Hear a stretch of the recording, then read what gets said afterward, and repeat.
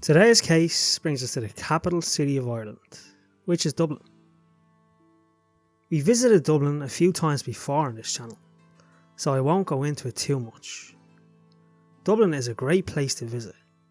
Yeah, it's expensive and the weather isn't great, but if you're willing to put that aside, you're in for an experience you won't be able to find anywhere else in Europe. Good food, friendly strangers, and historic pubs and buildings as far as the eye can see. If you find yourself in Dublin, please be sure to visit the Guinness Storehouse. And after that, jump onto the Lewis tram and head into Temple Bar for some nice food and a few pints of Guinness, or wine, whichever you prefer. Today's case starts with 41-year-old Jon Jonsson, an Icelandic man and a father of 4 children. He worked as a taxi driver and he was a loving family man. He was a kind, caring and level-headed person. Jon loved poker, but in Iceland it is illegal to gamble, so Jon would plan a trip over to Ireland with his fiancé Jana to take part in a poker tournament. So on Friday the 8th of February 2019, the time to take a break and a trip to Ireland came. And off Jon went on a plane to Dublin, Ireland. However, he was without his fiancée Jana, as she had to attend to some business, and she would follow him the next morning.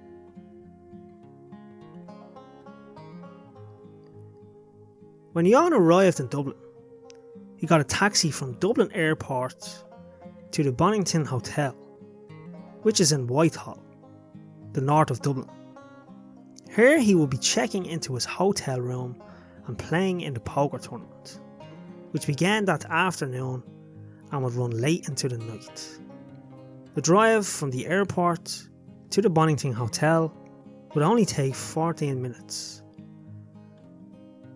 When he arrived, he checked in, brought his bag up to the room, and then he went downstairs and entered the poker tournament.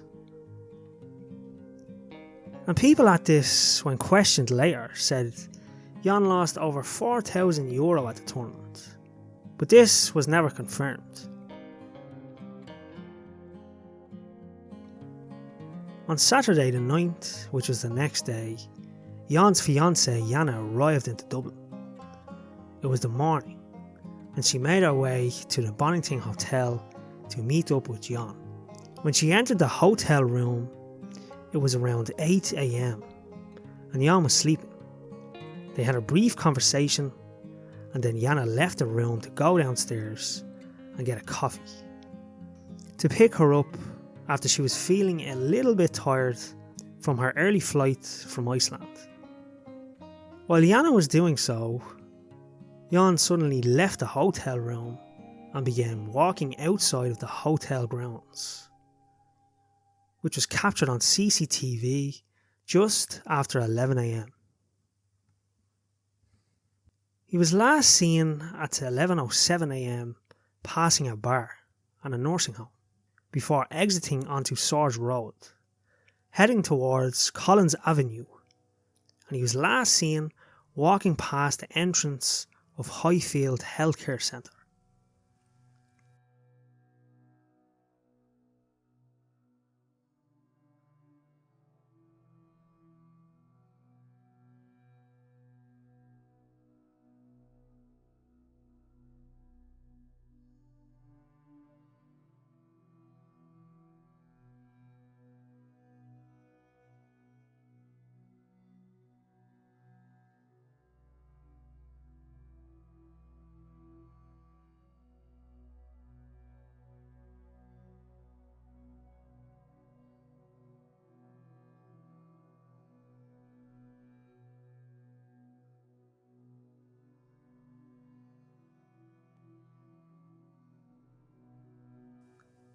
After her fiancé not returning all day, Jana grew increasingly worried and reported Jon missing to the Gardaí on the 10th of February, which was the day after he disappeared.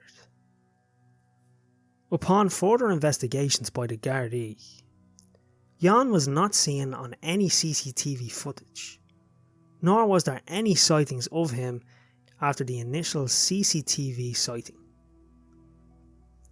Jon's family were then informed of his disappearance, and they flew from Iceland to Dublin to assist in finding Jon right away. When the family arrived, an extended search took place, which included Jon's family, Gardaí, civilians who volunteered, and the Civil Defence Force, who were called upon in missing persons cases, but they found no trace or lead to what could have happened to Jon.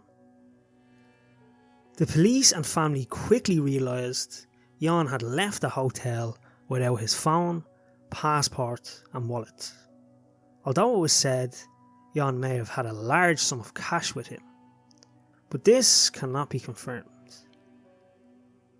It was also confirmed Jon had his bank card, room key and cigarettes with him, and he can be seen on CCTV what looks like to be a cigarette coming out of his mouth. So Jon left his hotel room the night after he lost a lot of money in poker, allegedly. It was likely Jon wanted to go for a walk around the village, clear his head, maybe grab a bite to eat and take in the scenery of Dublin. But unfortunately, Jon never returned from this walk, and the tireless efforts from his family, friends and the Gardaí would not uncover any new leads in tracking Jon. And the weeks would turn into months, which turned to years.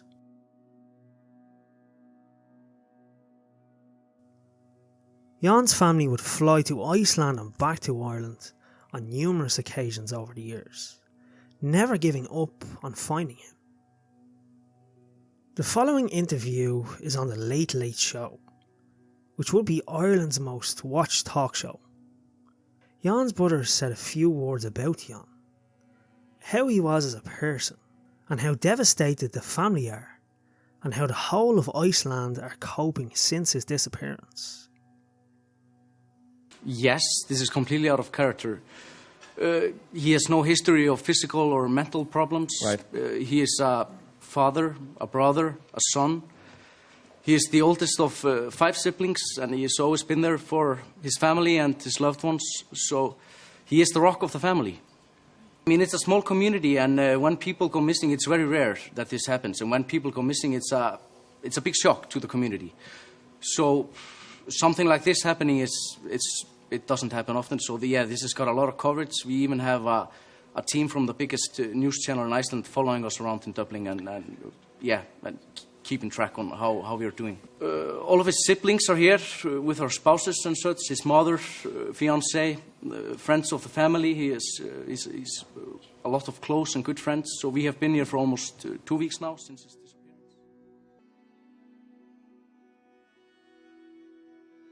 After the initial searches have led them to no information, the family hired a private investigator named Liam Brady, and he would continue to work on this case. Liam has over 40 years of experience in this field, so it was no surprise when he arrived to the family with a lead into the investigation in February 2020. The lead is involving someone who is incarcerated in a European prison, and it is believed this person may have some key information which could point the investigation into the right direction. However, as of 2023, there has been no updates relating to this lead, and this case remains unsolved.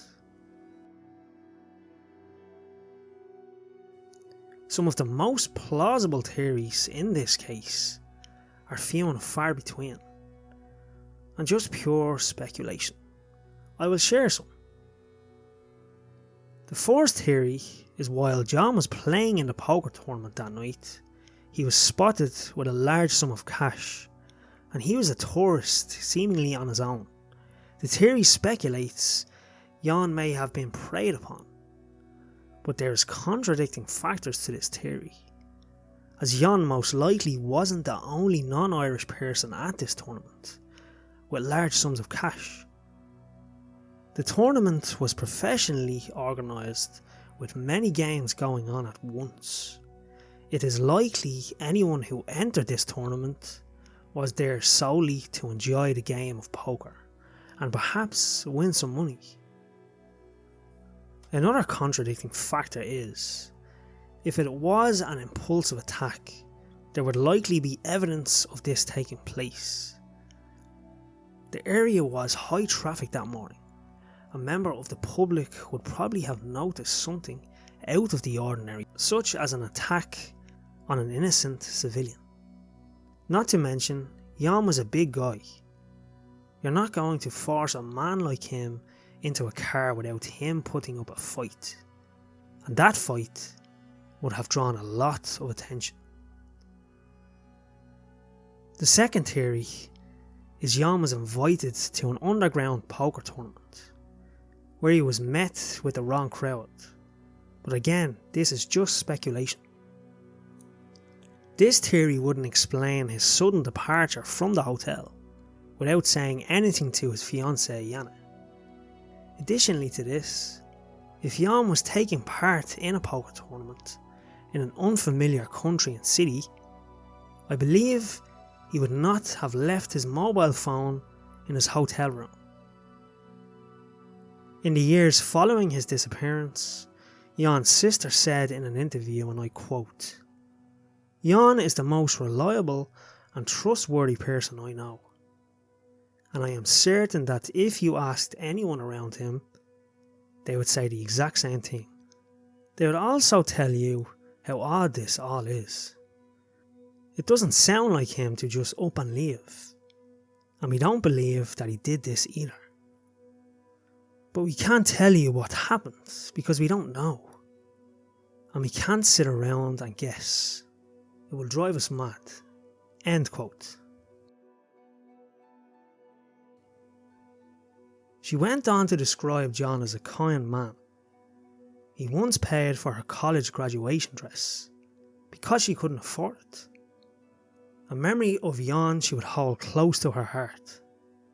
If you hold any information which could help in the case, please report it to the Ballymun Garda station on 01 666 4400. The Garda confidential line is 1800 666 111, or any Garda station you are comfortable with. The family are putting their trust in the public of Ireland and Dublin to help them with any clues that can lead to finding Jon. The family are putting their trust in the public of Ireland and Dublin to help them with any clues that can lead them to finding Jon. The disappearance of Jon has affected many. His family continue to do anything in their power to keep his memory alive, while continuing to show immense support for one another. Hopefully one day the family will have the answers they deserve and will be able to sleep peacefully knowing the outcome of that fateful day. Thoughts go out to his family and friends. Thank you for watching, and I will see you in the next one.